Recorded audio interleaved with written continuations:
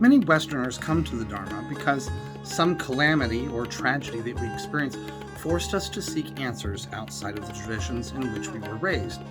When those traditions lacked satisfactory answers to our questions, many often turn to Buddhism. And though the Dharma can answer those questions, seekers are either unsatisfied with the answer, there is no reset button, or the burdensome chore of studying and memorizing terms and definitions to even begin to grasp the concepts presented in Buddhist philosophy turns them away. Buddhist practitioners don't worship Buddha. Instead, they seek guidance and refuge from the three jewels. These are the Buddha, the Dharma, and the Sangha. We often refer to the three jewels as the doctor, the medicine, and the nurses and other medical practitioners that help the doctor care for the patient.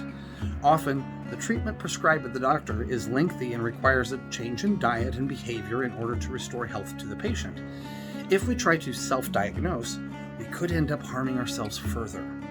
A doctor is knowledgeable in what medicine is appropriate for their patient's specific ailments, and some medicines can be poisons to those who don't require them. Ultimately, Buddhism's highest concern is to free all beings from cyclic existence, which is called samsara. Now, before you run off and shave your head, we don't have to become monks or nuns to benefit from the teachings. We can follow a general outline of health from the wise doctor. The method of diagnosis and prescribing a medicine is the core of the Buddhist teachings known as the Four Noble Truths. Dukkha, which means suffering, is an innate characteristic of existence in the realm of samsara. Samudaya, which means the origin of suffering, which arises or comes together with craving, desire, or attachment. Nirodha, which means the cessation or ending of this suffering and can be attained by the renouncement of letting go of this craving. And Marga, which means path, referring to the practices and habits leading to renunciation and cessation of suffering. Remember that I said that Buddhists don't worship Buddha?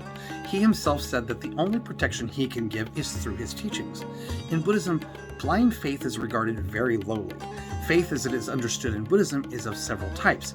Most importantly, faith due to reason or logic, and faith in an authority, such as Buddha or masters who have reached a great state of understanding and peace due to these teachings.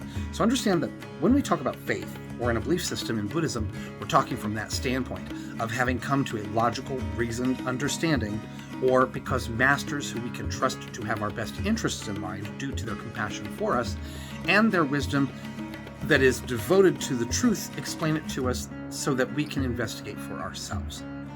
Since Buddha said that he teaches suffering, its causes, freedom from it, and how to achieve that freedom, we'll start by looking at suffering, something we've all experienced. The fundamental cause of all our suffering is ignorance. There are three types of suffering. The suffering of suffering, which refers to the various physical, mental, and emotional pains. The suffering of change, which refers to the pain we experience when things, relationships, or idyllic times in our lives disintegrate. And pervasive suffering refers to the karmic mechanism of cause and effect that produce future suffering states. This is due to ignorance, which is an active misknowing of how reality actually functions. Two of the strongest forms of ignorance is self-grasping and clinging to things as being ultimately real. Neither the self nor things outside of us have any ultimate, unchanging, whole, and independent aspects that are substantially and automatically arisen from themselves or apart from cause and effect. Once we understand that samsara is impure and imperfect, we start to develop renunciation from this cycle of rebirth and death. It's a strong desire to achieve liberation from this cycle, which is like a prison, and a desire to reach the state of having progressed to the bliss of passing beyond suffering. This renunciation that you will come to has both sadness and joy in it. Sadness because you realize the futility of your old ways, and joy because of the greater vision that begins to unfold when you are able to let go of them. This is no ordinary joy, it's a joy that gives birth to a new and profound strength, a confidence, an abiding inspiration that comes from the realization that you are not condemned to your habits, that you can indeed emerge from them, that you can change and grow more and more free.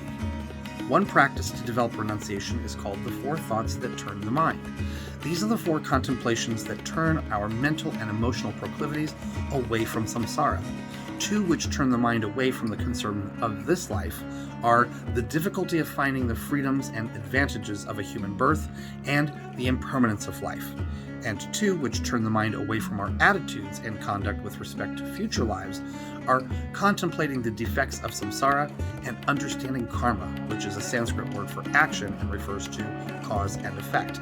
It means that every action with our bodies, our words, and our thoughts have amplified reactions that eventually return to us. After watching this video, I invite you to spend some quality time considering these 4 concepts. Analyze these teachings with great scrutiny and come to your own understanding of them. Rather than deterring skeptics from questioning these teachings, Buddha said, "O monks and wise men, just as a goldsmith would test his gold by burning, cutting, and rubbing it, so you must examine my words and accept them, but not merely out of reverence for me."